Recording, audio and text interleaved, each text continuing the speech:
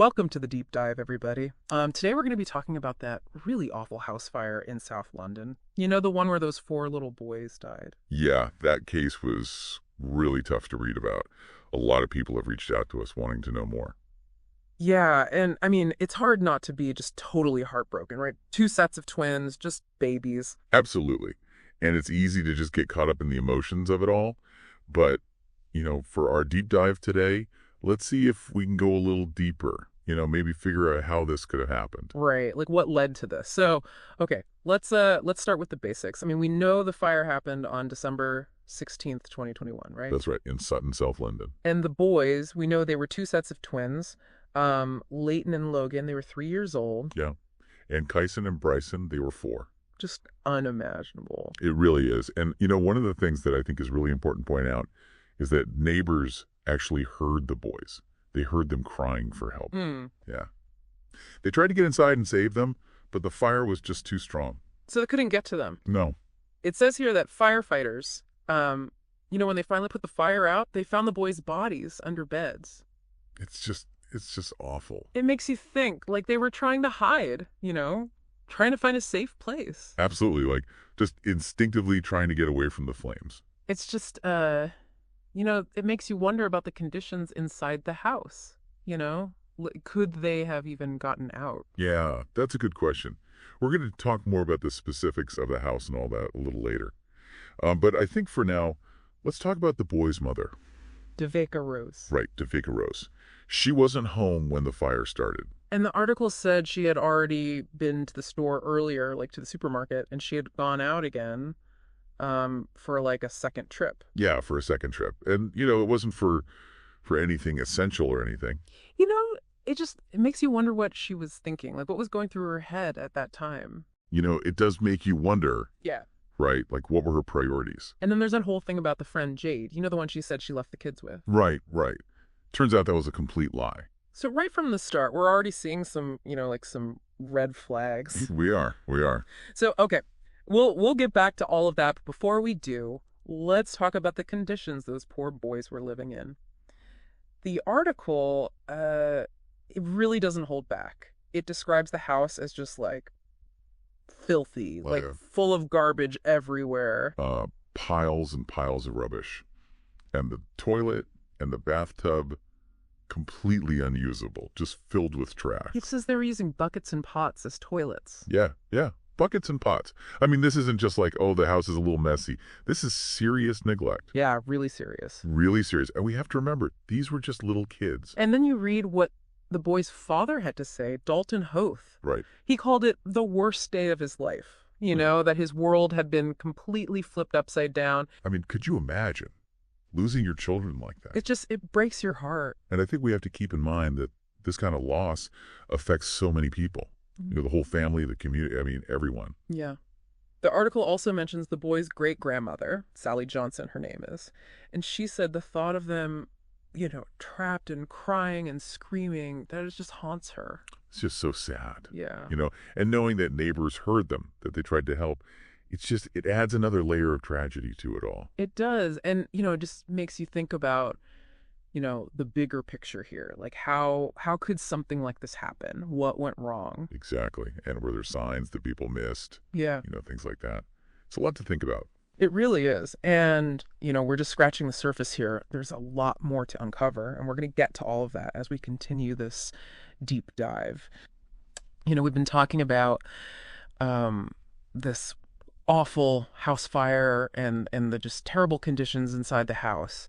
And it just seems like, maybe there were some missed opportunities to help this family. Like people tried to help. Yeah. The article mentions that Deveca Rose's great-grandmother had said something, like she had concerns about the kids, about them being left alone. Really? Yeah. There was even, one time Kyson, one of the little boys, he answered the phone. Oh, wow. And he told his great-grandmother that Mommy has gone to the pop shop. Oh, man. It's just awful. It really is. And so, I mean, you have to think, like, were there warning signs? Yeah. Like, was this a cry for help? Yeah, it seems like it. And should somebody have done something? So it makes you think about, like, what is the role of the family?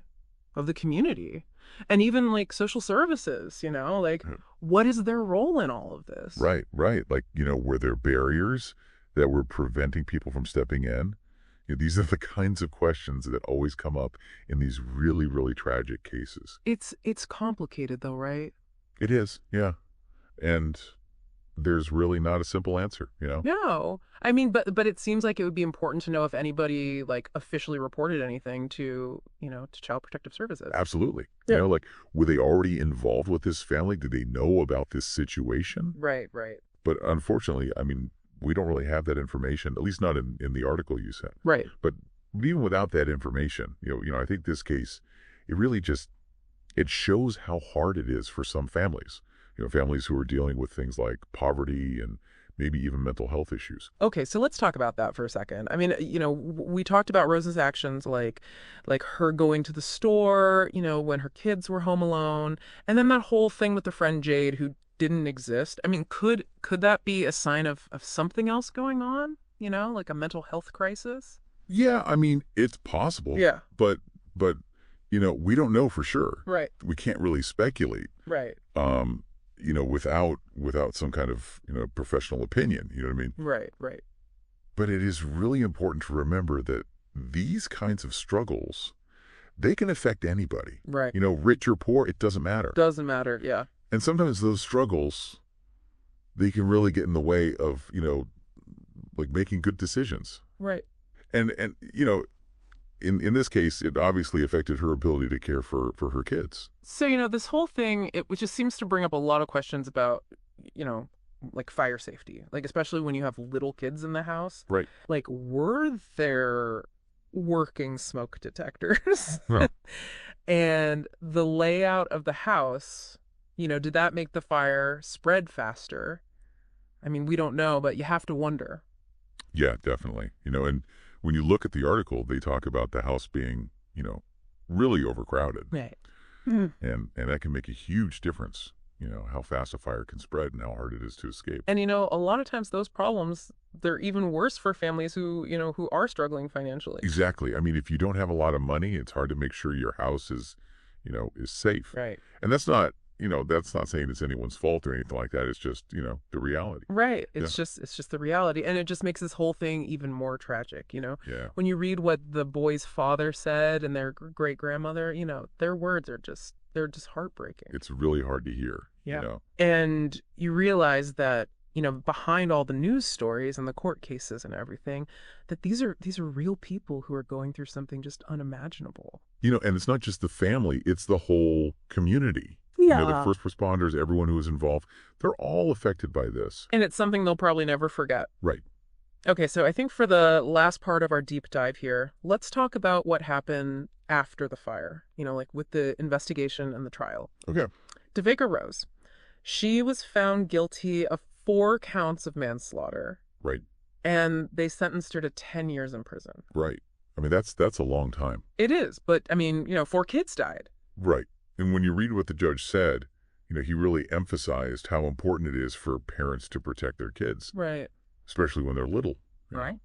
Like they can't take care of themselves. They can't, no. So yeah, I mean, this case really makes you think about, like how much freedom parents should have. Right. Versus like the responsibility they have to keep their kids safe. It's a tough one. Yeah. And it's not just about this one case, like this brings up a lot of questions about how we as a society, how we protect kids. Exactly. How do we prevent this from happening again? And it's not an easy answer. No, it's not. Well, we've really, we've gone deep on this one, this case, this house fire. And I have to say, it's been really tough. Yeah. This isn't one you just kind of forget about. You know what I mean? Oh, no, you don't. And, they sentenced Deveca Rose, but it still feels like, like there's so much more to talk about. Yeah. And it feels like a lot of people are talking about it. Yeah. Like this whole case, it's really gotten people thinking about, like parental responsibility and what social services should be doing. And I don't know. It's a lot.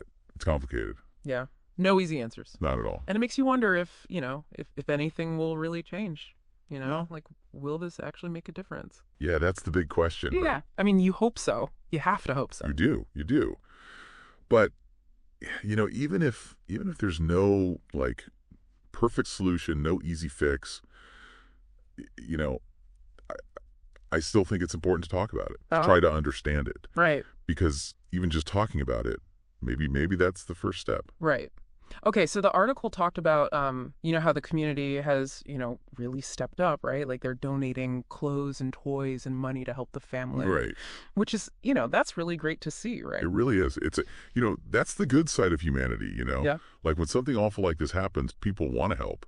Yeah. But it does make you think, like was that support there before? Yeah, that's what I was thinking too. Like, were people paying attention before it was too late? Right. And I don't mean to like place blame or anything like that, but you have to wonder, You do. You do. Hmm. And that's the hard part, right? Because it's like, how do you keep that momentum going? Yeah. How do we make sure people are paying attention and helping out, even when there's not a tragedy in the news? Right, right. How do we make that just, like part of who we are, like looking out for each other? I think you're right. Like, it's got to start with all of us. It can't just be social services or the government. It's got to be everybody. Yeah, like if you see something, say something, Right. right? Right. Right. And maybe we just need to be more willing to, like to step in and offer help, even if it's uncomfortable. Absolutely. And even if we don't know exactly what to do, like even just asking, like, hey, are you okay? Do you need help? Like that can make a difference. And and I think we need to create a space where people feel like they can actually ask for help. You know, like without being judged, without being ashamed. Right. Because right now it feels like there's so much stigma, around needing help. Like people are afraid to admit that they're struggling. And we have to remember that, sometimes people need help. It's okay to ask for help. Exactly. And going back to something we talked about before, like poverty and mental health issues, Yeah. lack of affordable housing, all of those things. Right. Right. All of that plays a role. Yeah. And those are big problems, like we can't just ignore those. We can't. And we can't just keep blaming individual parents. You know what I mean? Yeah.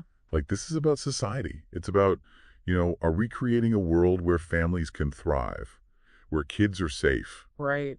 And this case, this fire, it's just a really painful reminder that we have a lot of work to do. We do. But, maybe this deep dive, maybe talking about this, maybe that's part of that work. I hope so. Me too. Me too. Well, thank you for joining me for this one, and I want to thank all of you for listening. I know this was a tough one, but it was important to talk about. And if you're out there and you're struggling, please reach out for help. There are people who care and they want to help.